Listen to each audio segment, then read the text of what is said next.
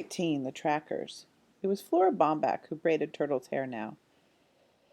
Sometimes in 3 strands, sometimes in 4, sometimes twinned with ribbons, while Turtle read through the Wall Street Journal. Listen to this.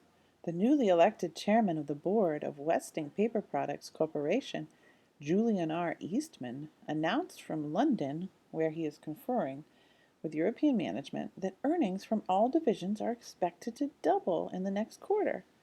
That's nice, Florin Bobback said, not understanding a word of it. Turtle gave the order for the next day. Listen carefully.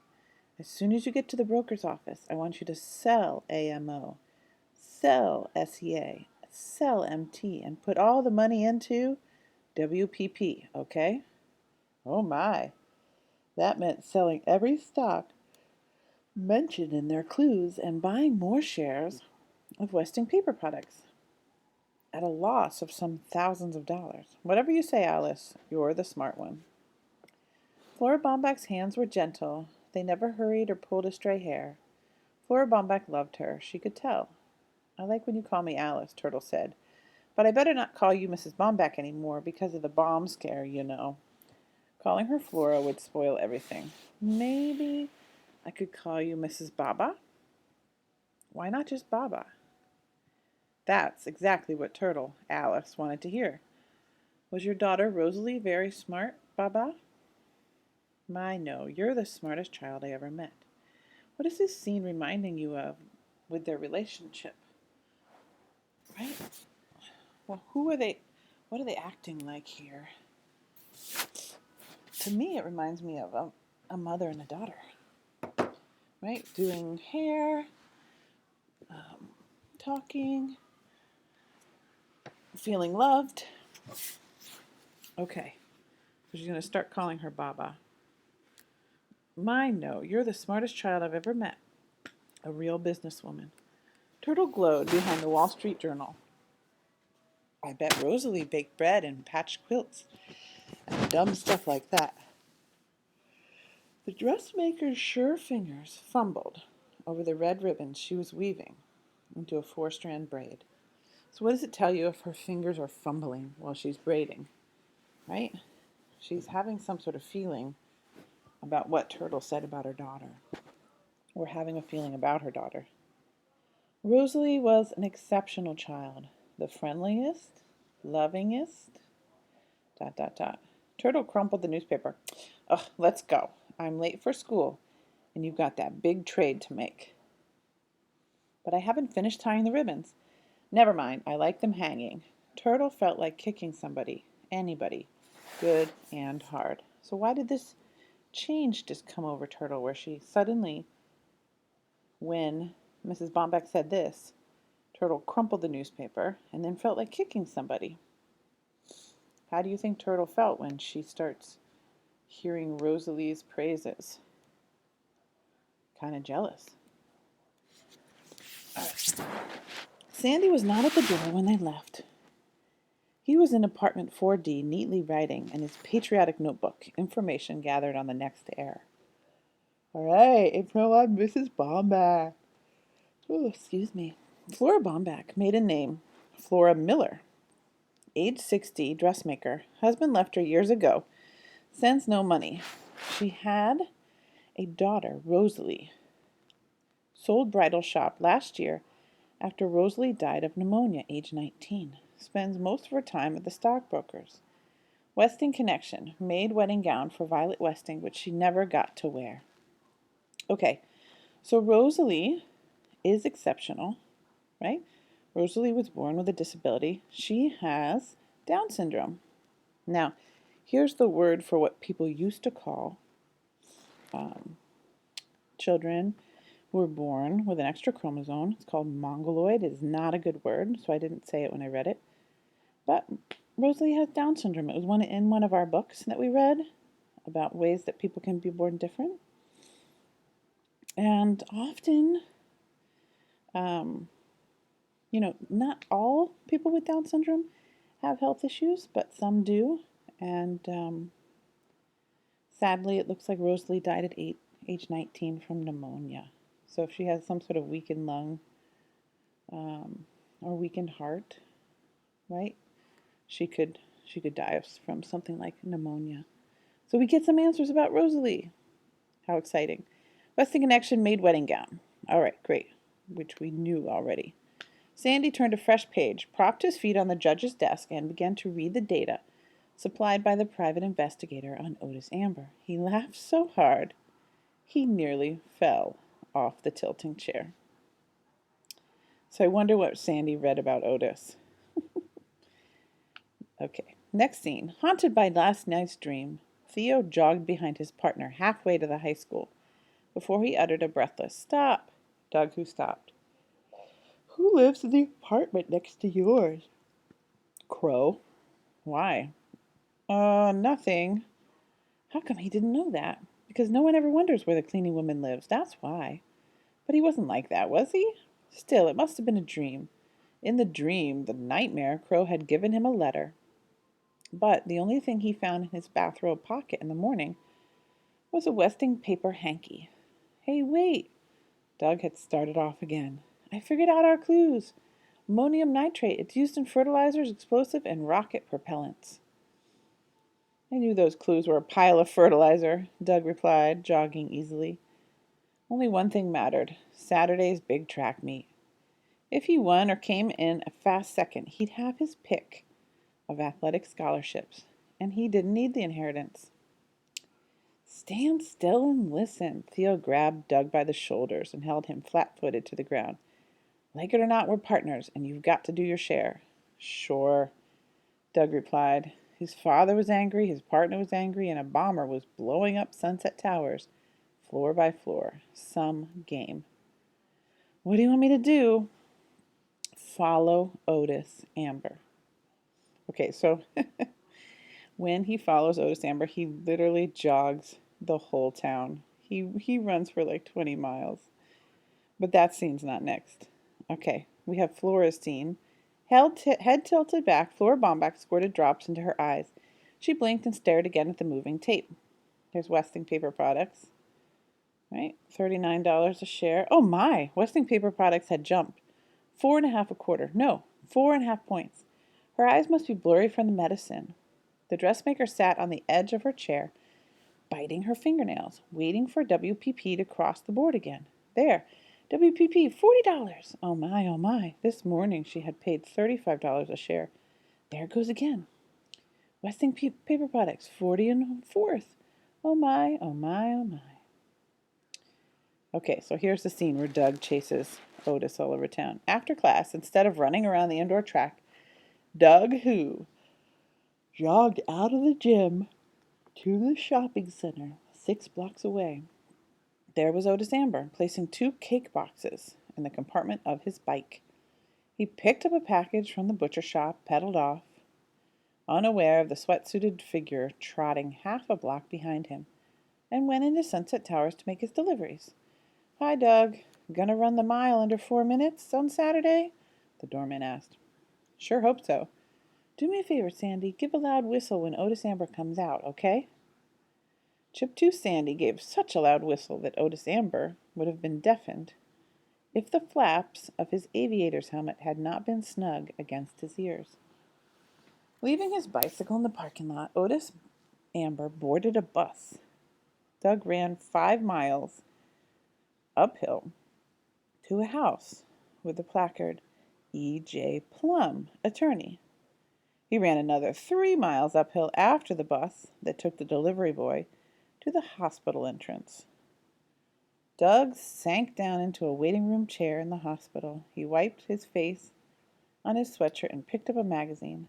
Fascinated by the centerfold picture, he almost missed Otis Amber, who dashed out of the hospital as if fleeing for his life.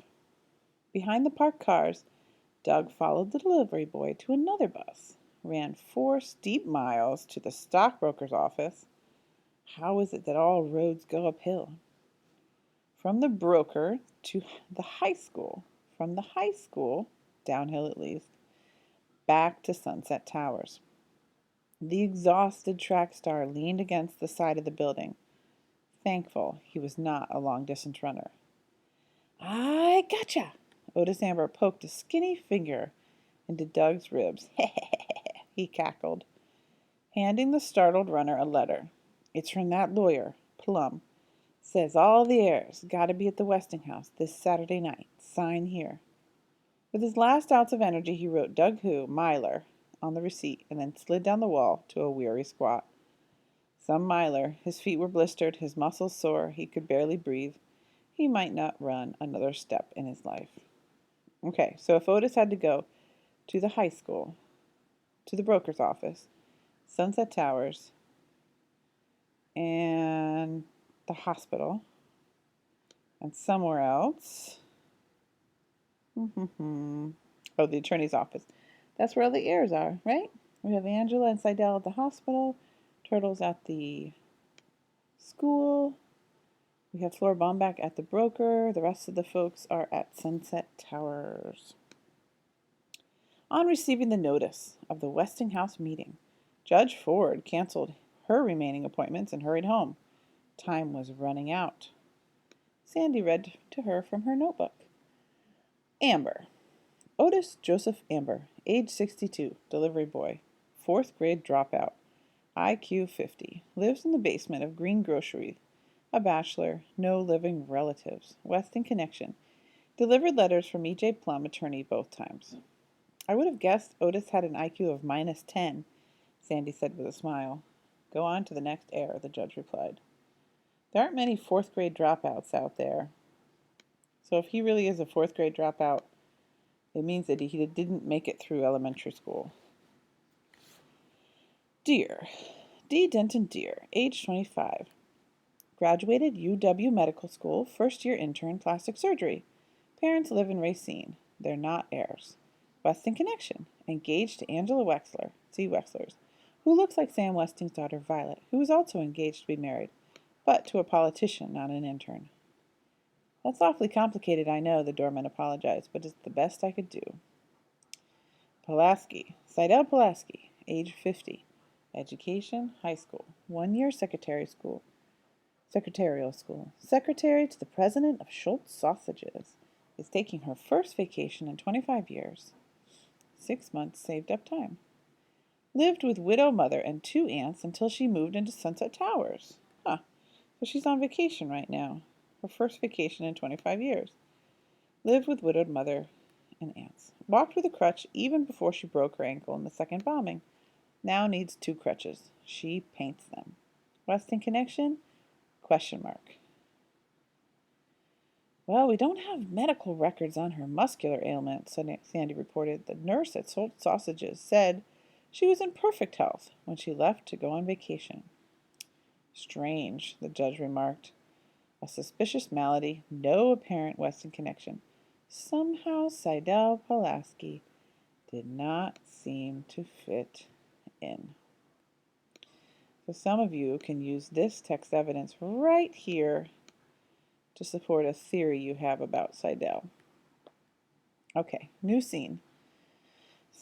This is, I think, in the hospital still. Seidel Pulaski clasped the translated notes to her bosom. My little secret, mustn't peek, she said coyly. But the doctors had come to see Angela. The plastic surgeon loosened the tape from Angela's cheek and peered under the gauze. One skin graft should do it, but we can't operate until the tissue heals, he said to the intern, then spoke to the patient. Call my secretary for an appointment in 2 months. He strode out of the room, leaving Denton Deer to replace the bandage. I don't want plastic surgery, Angela mumbled. It still hurt to talk. Nothing to be frightened of. He's the best when it comes to facial repairs. That's why I brought him in. Well, we'll have to postpone the wedding. We can have a small, informal wedding. Mother wouldn't like that. How about you, Angela? What do you want? He knew her unspoken answer was, I don't know. The door flew open and slammed against the adjacent wall. Where do you think you're going? Denton pulled Turtle to a halt by one of the streaming ribbons twisted in her braid. The sign says, no visitors. I'm not a visitor. I'm a sister. And get your germy hands off my hair. Denton Deer hurried to seek first aid for his bleeding shin. and sent the biggest male nurse on the floor to take care of Turtle, the same male nurse who chased Otis Amber out of the hospital for sneaking up on a nurse's aide carrying a specimen tray and shouting, "Boom." Turtle had time for one question. "Angela, what did you sign on the receipt this time after position?" "Person." "I changed mine to victim," Seidel said. Turtle paid no attention to the victim. She was more interested in the two men entering the room, the burly male nurse and that creep of a lawyer, Plum. "I gotta go," said Turtle. "Don't say anything to anybody, Angela, no matter what happens. Not even to a lawyer. You know nothing, you hear? Nothing." She skirted Ed Plum, ducked under the outstretched hairy hands of the nurse, and slid down the hall, scampered down the stairs, and out of the hospital. "Hi, how are you?" Ed Plum smiled at Angela, ignoring the patient in the other bed. He didn't recognize Miss Pulaski without her painted crutch. "I'm sorry to hear about your accident. Otis Amber told me about it. Just thought I'd drop in for a chat." The young lawyer, who had admired the pretty heiress from the minute he first laid eyes on her, did not have a chance to chat. Because Grace Wexler entered the room and saw the answer to the clues. Ed Purple Fruit, the murderer, standing over her daughter, and uttered a blood-curdling shriek. Oh my goodness. So you can see this young lawyer just wants to come and talk to Angela because he kind of likes her. And who comes in but Grace, thinks he's the murderer, and starts screaming. Lots of action at the hospital. 3 visitors in one day. The first was Otis Amber with a letter and another receipt to sign. Chris had pretended to be scared by the boom, but he really wasn't. He had twitched because he was excited about going to the Westinghouse again, even if he hadn't figured out the clues. Then Flora Bomback came to see him. He wasn't nervous at all with that nice lady. She smiles that funny smile because she's sad inside. She once had a daughter named Rosalie. She told him how Rosalie would sit in the shop and say hello to customers, and how she would feel the fabrics. Mrs. Bomback made wedding dresses, which are mostly white, so she bought samples of material with bright colors and patterns, because Rosalie loved colors best. Rosalie had 573 different swatches in her collection before she died. Mrs. Bomback said her daughter might have been an artist if things had turned out differently. What would I have been if things had turned out differently, thought Chris. The third visitor entered, limping. His partner was limping. We know why Denton Deary is limping. Too much excitement. His stupid body was jerking all over the place. Denton Deer sat down next to the wheelchair. "Take it easy, Chris. Calm down, kid. I'm not the creature from the Black Lagoon, you know." His partner, a doctor, watched horror movies on television, too. Slowly, arms untangled, legs unsnarled. Slowly, Chris stuttered out his news. Flora Bomback felt so guilty about seeing their drop clues that she told them one of her clues, mountain. "But we mustn't tell Turtle." "Don't worry," the intern said, displaying a bruised shin. So this implies, don't worry, I don't want to talk to Turtle ever again. Chris laughed, then stopped. I'm sorry." Mountain. Denton Deer thought about the new clue. If a treasure is hidden in a grain shed on a mountain plain, I surely don't have time to look for it, do you? No. Let's forget the clues. I have something important to tell you, Chris. Don't get excited, okay? Chris nodded. His partner was going to ask for the money. Denton Deer stood. "I'll get your toothbrush and pajamas, and then we'll go to the hospital. Don't get excited."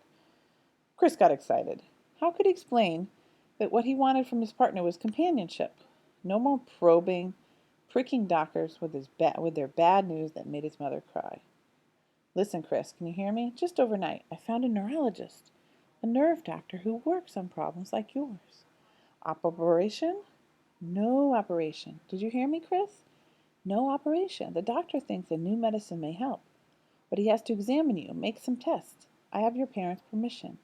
But no one will touch you unless we talk it over first. You and me together, I promise. Chris grimaced, trying to smile. His partner said, talk it over.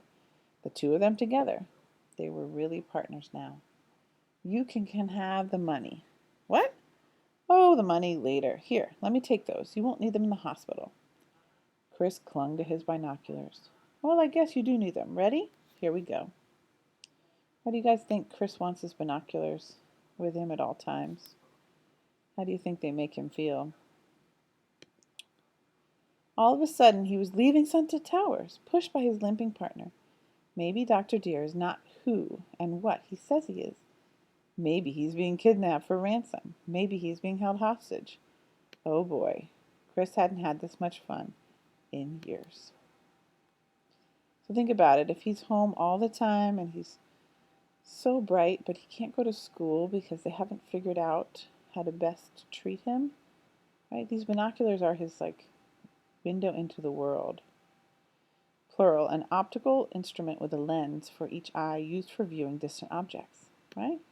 So they let him see the world that he never gets to go into. I mean, he's even excited to go to the hospital with his partner. Because, and if he's being kidnapped, he's even more excited. Just because he never gets to really participate in life. Okay, chapter 19, Odd Relatives. So everybody has to go to the Westinghouse again, and that's going to happen. But chapter 18 was a good one. I'm going to post the assignment. Good luck.